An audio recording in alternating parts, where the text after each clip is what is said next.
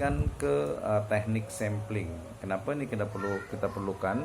Karena supaya lebih paham ya terkait dengan statistik dan juga the application in our research ya, dalam implementasinya dalam praktik di riset kita ya, baik itu riset yang akan dilakukan ataupun mungkin sekadar tahu saja bahwa bila saya membuat riset macam ini berarti menggunakan ini. Oke, saya tadi sudah cakap pasal apa? Sampling ya. Sampling ini maknanya adalah teknik pengambilan sampel. Macam yang ada dalam gambar ini daripada responden kita nih ya, macam ini muslim.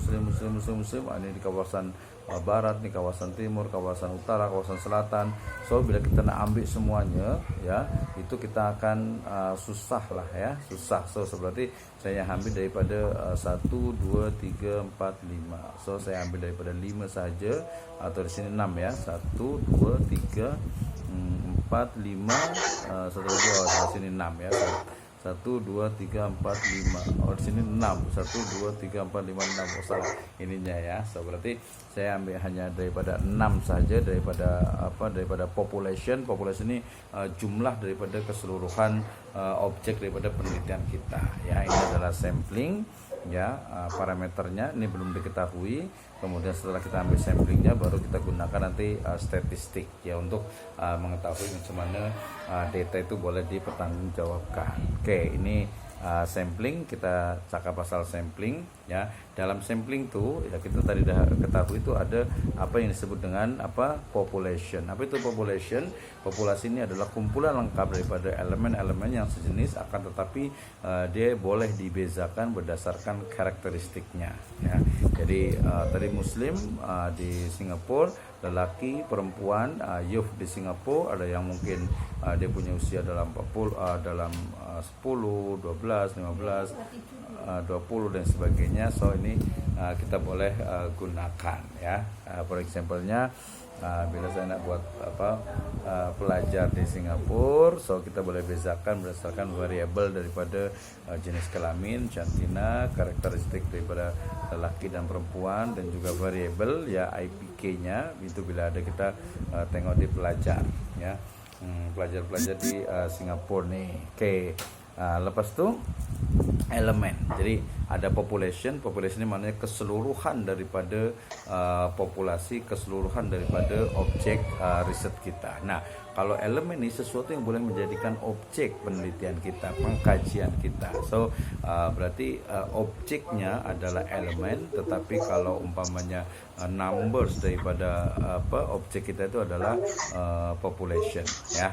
Nah, misal saya tadi cakap saya nak riset pasal pelajar di Singapura, atau mungkin pensyarah di MIC ya, atau mungkin student di sekolah rendah, atau mungkin muslim di Singapura, atau mungkin masjid di Singapura. So ini berarti kita boleh ambil daripada elemennya adalah objek kita, kemudian populationnya adalah jumlah atau numbers daripada objek riset kita. Nah, kemudian ini yang disebut dengan sampling ya, atau sampel ya. Sampling ini berarti dia cara kerja dia. Apa itu sampel? Ya, sampel itu adalah bagian daripada populasi yang dijadikan objek penelitian. Ya, maknanya dia macam misal pelajar di Singapura ni ada dalam 1 juta ya.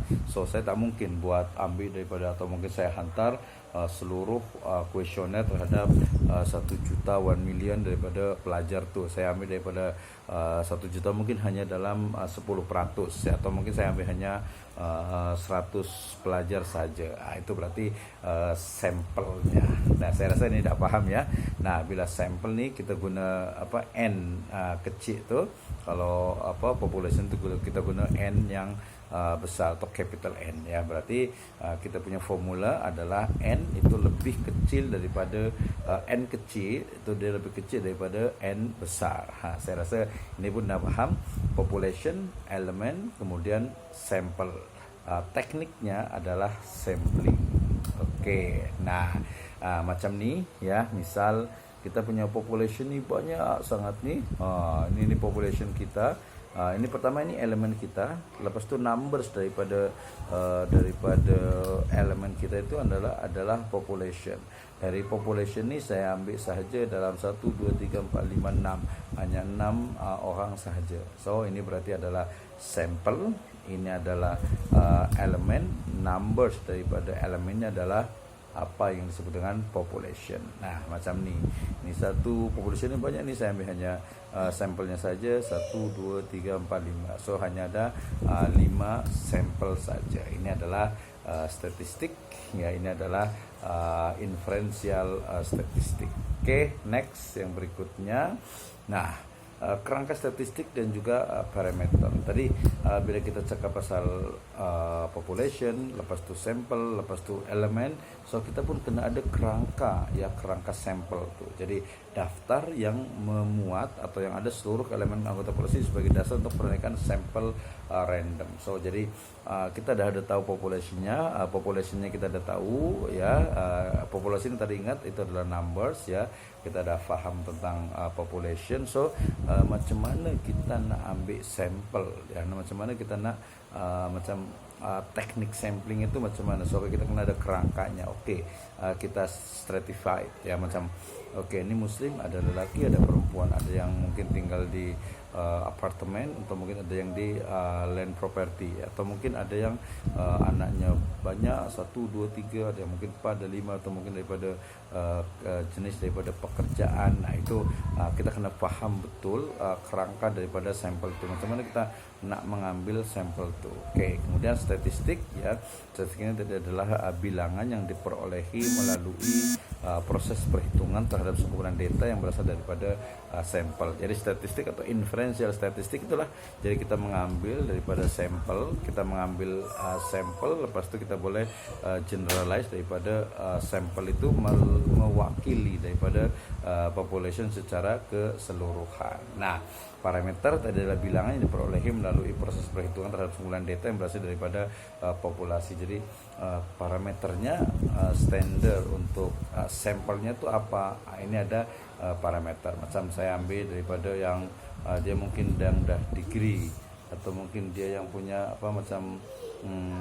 punya pendapatan yang besar misalnya, itu dia parameter, ya. So jadi masa kita mengambil sampel ini, dia kita tak boleh sembarang, kita tak boleh asal gitu, ya. Jadi kena ada aturan, kena ada parameter macam standar, macam ukuran untuk mengambil daripada sampel. Oke, next yang berikutnya, ya, adalah apa yang disebut dengan sampling. Nah, tadi saya sudah cakap, sampling itu adalah teknik pengambilan sampel, ialah sampling in English, ya, tapi dah jadi bahasa Indonesia sampling, ya, artinya teknik pengambilan data, ya. Dari Margono, kalau Margono mengatakan bahwa sampling itu adalah cara untuk menentukan sampel yang jumlahnya sesuai dengan ukuran sampel yang dijadikan sumber data sebenarnya, dengan memperhatikan sifat dan juga penyebaran populasi agar diperolehi sampel yang representatif, ya. Jadi sampling itu adalah tekniknya, sampel itu adalah hasil daripada sampel itu, ya. Oke, yang berikutnya, nah, macam mana kita nak melakukan sampling, macam mana teknik pengambilan sampel itu, ya. Teknik pengambilan sampel itu maknanya adalah proses pengambilan atau memilih N kecil. Ingat ya tadi, ya, N kecil itu adalah sampel, N besar itu adalah population, ya. Jadi buah elemen objek unsur dari populasi yang berukuran N besar, N capital, ya. Jadi N capital ini dia population, N kecil ini dia adalah sampel. Nah, misal saya nak bagi contoh, ya. Misal saya nak membuat penelitian terkait dengan peneliti, misal saya memilih sebagian pelajar sekolah rendah di Singapura, ya. Tujuannya untuk mengetahui proportion daripada latar belakang dan tingkat pendidikan ibu bapa dari pelajar di Singapura. So pelajar di Singapura ini sangat banyak lah, bahkan ada yang mungkin di sekolah kerajaan, ya, ada juga yang di madrasah. Kita kena pilih kembali, kita kena ya, kita tentukan lagi lah, lebih detail lagi pelajar yang mana nih, ya. Nah pun bila kita ada pembatasan masalah nanti, so saya ambil pelajar nih yang misal saja ini, ya, saya ambil pelajar yang yang muslim lah atau yang non muslim lah, macam itu. So jadi ada tak pengaruh daripada pendidikan ibu bapak ya terhadap pelajar di sekolah rendah di Singapura. Macam mungkin dia yang yang needy people, betul, mungkin yang kurang, mungkin dia kurang perhatian, atau mungkin dia yang kaya itu dia biasa lebih detail, dia biasanya lebih rajin dan lain sebagainya. Ini betul tak? Itu teknik sampling. Oke, next. Tujuan pengambilan sampel, bila nanti ada yang bertanya kenapa kita perlukan sampel, kenapa kita gunakan sampling. First sekali karena tadi saya pun dah cakap ya, populasi ini populasi dalam sini dia terlalu banyak ya, ataupun jangkauan terlalu luas sehingga tidak memungkinkan dilakukan pengambilan data pada seluruh populasi tadi ya. Tengok yang di sebelumnya, bila kita nak buat objek kita adalah pelajar di Singapura, so tak mungkinlah kita nak bagi, nak kita hantar macam kuesioner untuk semua pelajar di Singapura, susah ya. So kita kena ada yaitu sampling ya. Jadi ini alasan yang pertama. Yang kedua adalah keterbatasan tenaga ya, kita terhad, tenaga kita terhad, masa kita pun terhad, kos kita pun terhad, apalagi mungkin hanya untuk degree ya, atau mungkin hanya untuk riset yang biasa-biasa. Kalau yang luar biasa macam mana? Luar biasa yang kena detail lah, kena mendalam, kena valid datanya tu ya. Jadi kalau degree ini biasa masanya terhad ya, dia punya tenaga pun terhad, kosnya pun terhad. Tak mungkin kita nak hantar ke semua pelajar. So kita ambil hanya pelajar daripada yang sekolah rendah mungkin kita ambil daripada yang sekolah kerajaan ya, negara gitu ya, atau mungkin daripada yang sekolah rendah yang mungkin madrasah, boleh juga gitu ya. Nah kemudian yang ketiga pun adanya asumsi bahwa seluruh populasi seragam sehingga bisa diwakili oleh sampel ya. So jadi nanti dalam teknik sampling ini kita betul-betul kena detail dalam sampling itu ya. Jadi betul-betul ada syarat ya dalam sampling itu adalah representatif ya, dari representatif ya. Ini adalah syarat daripada sampling atau teknik sampel itu. Oke, next yang berikutnya adalah tahapan pengambilan sampel ya.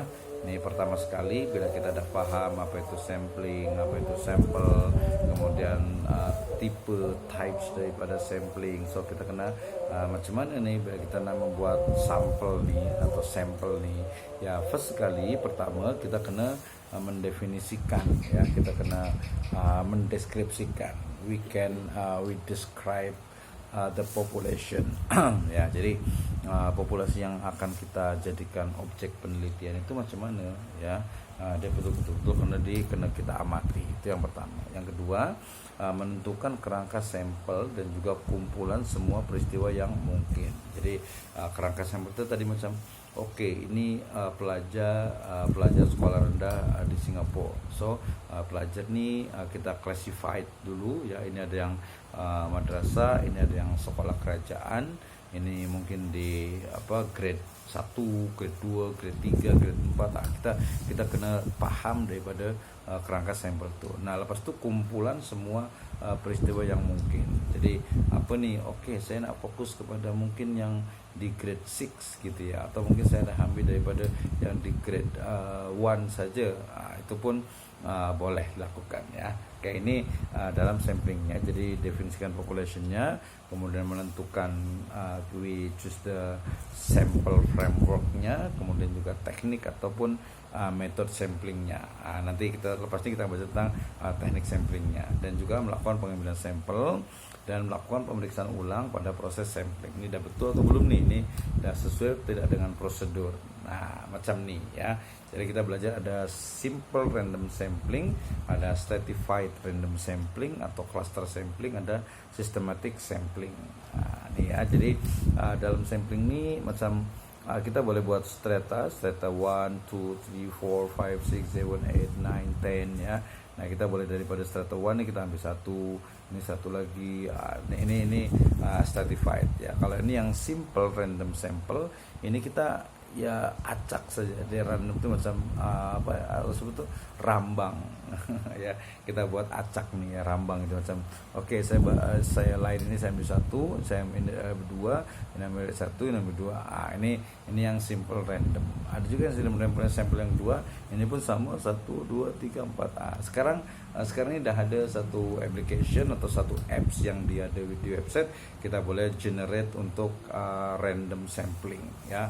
Dia gunakan komputer, dia menggunakan algoritma, so dia lebih detail. Ada juga pun kita juga boleh menggunakan yang systematic sample ya. Systematic sample ini maknanya kita betul-betul ini macam dia di baris yang di sini 1 2 3 4 5, ini ada 1 2 3, ini ada 1, so berarti sampai 5 3 2 1. Mungkin di sini ada berapa lagi nih, 1 2 3 4 5, ada 5 lagi, 5 3 2 1, 5 3 1, di sini ada 7, di sini ada 9. Dia systematic ya, maknanya dia memang tak sembarangan. Nah ini manualnya ya, oke. Nah kemudian ini explanationnya, penjelasannya daripada convenient sampling.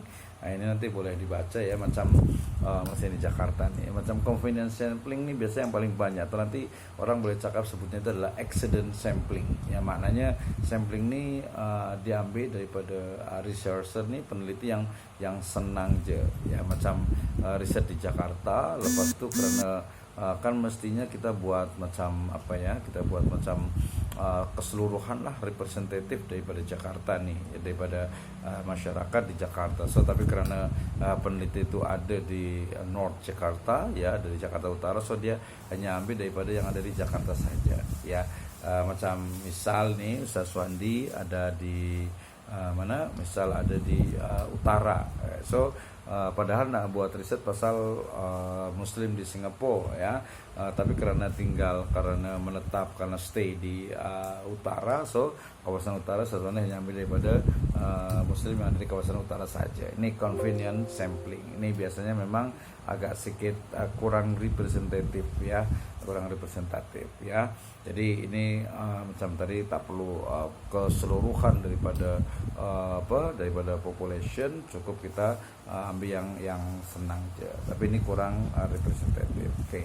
Yang kedua ada voluntary response sampling ya, maknanya dia sampling ini memang lebih mudah karena subjek daripada peneliti sendiri yang mendatangi si peneliti, maknanya responden nih yang datang ke kita ya. Jadi macam mungkin kita buat satu quiz, kita buat satu macam kuesioner, lepas itu kita share ya, so mereka akan isi sendiri, atau mungkin semua orang banyak yang isi, tapi bukan karena kita datang, tapi karena dia memang nak buat isi saja. Oke, itu voluntary response sampling. Nah yang berikutnya adalah juga contohnya ini adalah tadi melalui media sosial, kemudian di share di sosial media, kemudian orang-orang melihat, kemudian dia boleh mengisi. Ini biasanya banyak ya untuk riset-riset sifatnya itu dia atau awam.